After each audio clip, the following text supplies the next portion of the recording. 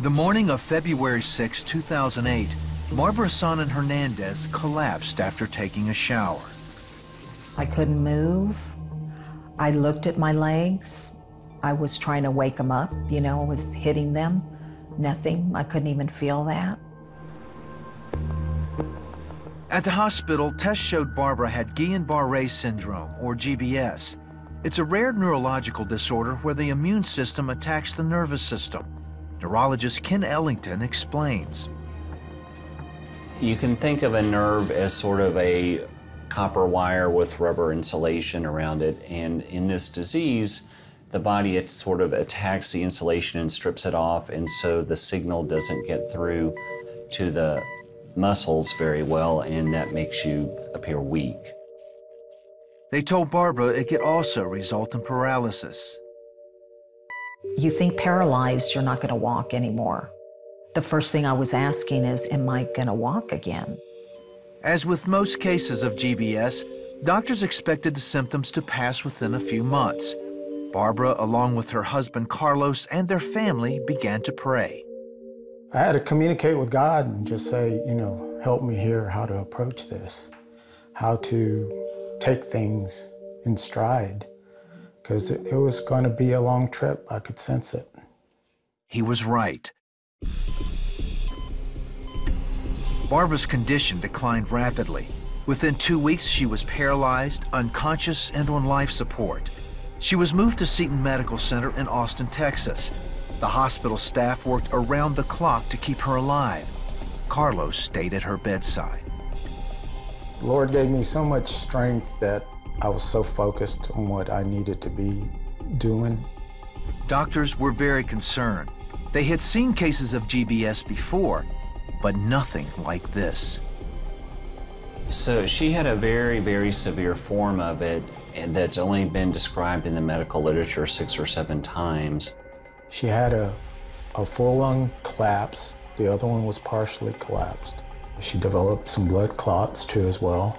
Her blood pressure was so erratic.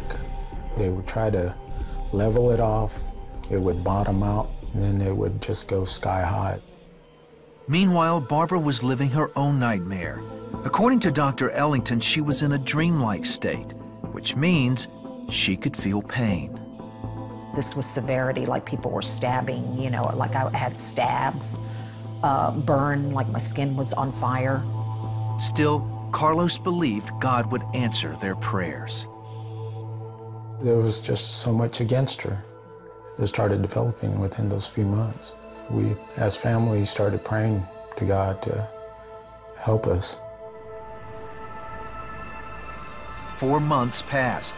Barbara says she couldn't bear the pain any longer. I was tired now. I said, if this is the way it is before you die, then Lord, take me.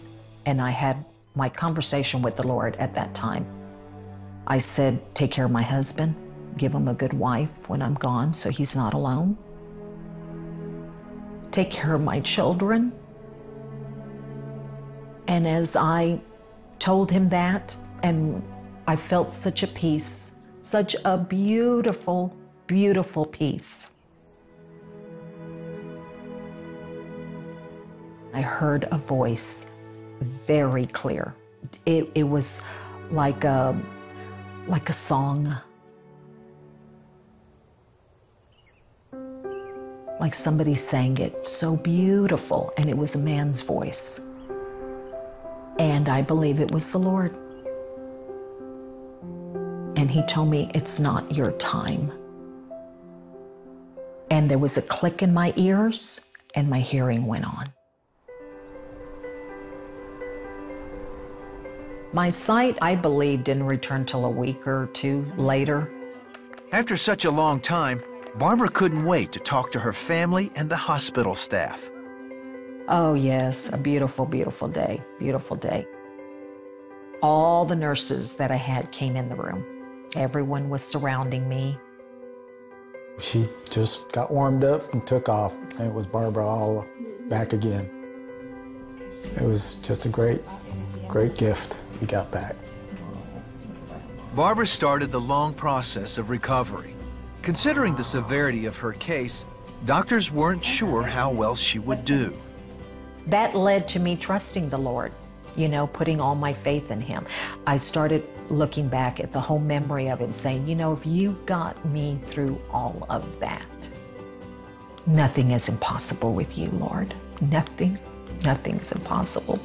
You'll get me out of this too. Barbara returned home determined to walk. After months of therapy and prayer, she did.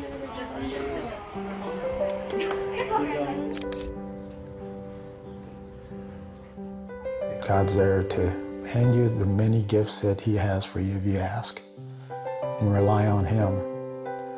He's there. Every morning when I wake up, of course, I'm thankful. I'm thankful to be alive, that I'm here. There isn't a day that I am not thankful to the Lord. I mean, I am truly thankful that I can get a fork in my hand and bring food to my mouth.